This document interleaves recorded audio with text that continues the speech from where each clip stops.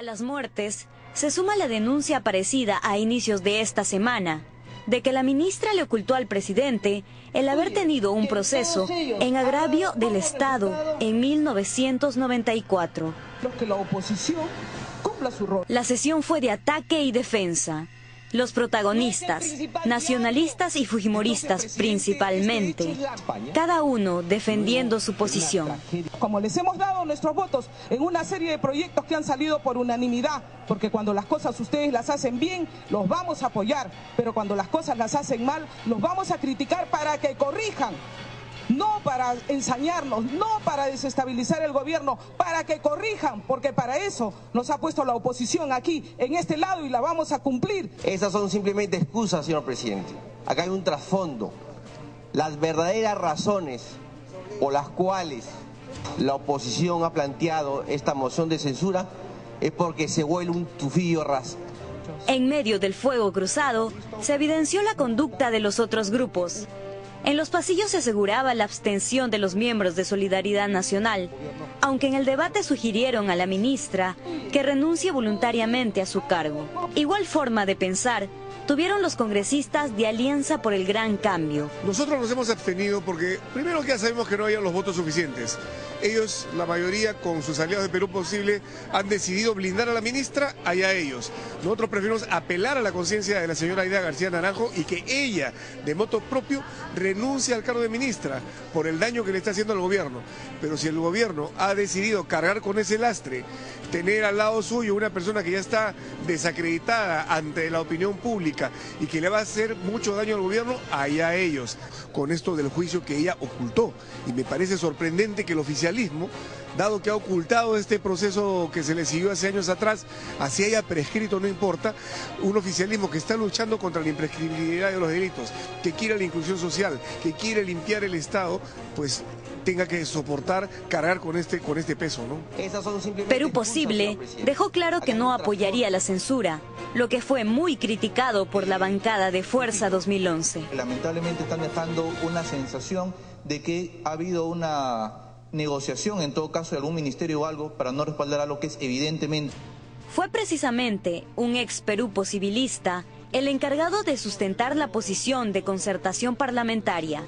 Ellos también por la renuncia. El partido gobierno está en la obligación de blindar a su ministra, pero hay otros partidos que, no siendo de gobierno y habiendo competido con el señor Humala, son ahora furgón de cola del partido oficialista. Estos partidos tendrán que responder ante el pueblo si realmente cumplieron su rol como fiscalizadores que debieron ser y dejaron de ministra a alguien que le mintió al país. Ha habido este caso, estuvimos a favor de la censura, hemos firmado primero la moción de interpelación, hemos firmado la moción de censura y hemos votado a favor de la censura. Se sintieron más las voces en contra que a favor durante el debate, pero a pesar de eso, los resultados de la votación rechazaron la moción de censura contra la ministra Aída García Naranjo, con la asistencia de 93 congresistas que votaron para esta moción. 28 votos a favor, 54 en contra, 14 abstenciones. La moción de censura contra la ministra Aída García Naranjo Morales ha sido rechazada. La voz de la bancada de Gana Perú se hizo sentir mediante la congresista Rosa Mavila, que consideró a la moción como una persecución política de la que responsabilizó al partido fujimorista. No es el principal diario de los sectores conservadores del país que potencia la campaña contra la ministra.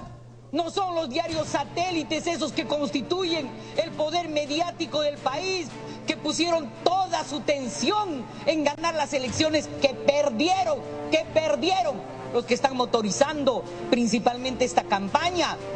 A la vez, expresó el respaldo total de su bancada hacia la ministra de la Mujer. No vamos a permitir una orientación que en el fondo no es una orientación de gobernabilidad. Una oposición que se respete, señor, debería decir, la política social de este nuestro Perú debe organizarse de tal o cual forma, con tales y cuales prioridades, respondiendo a objetivos pragmáticos de lucha contra la pobreza dura, pero también contra la vulnerabilidad. Las reacciones frente a este resultado se hicieron sentir. Primero, por la bancada que motivó este proceso, Fuerza 2011. Sí, a mí, mira, no me ha gustado que las bancadas que firmaron la moción de censura después no acompañaron el voto. Y acá estamos frente a un problema que hoy día justamente la población peruana no quiere ver en sus políticos. Falta de transparencia por un lado y falta de valores.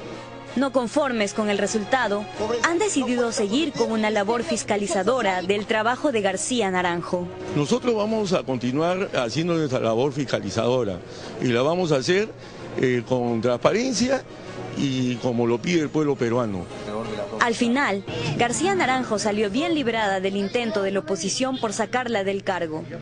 Según propia confesión, el presidente la respalda. Pero no el 61% de la población, que según una encuesta de Datum, considera que sí debería ser censurada.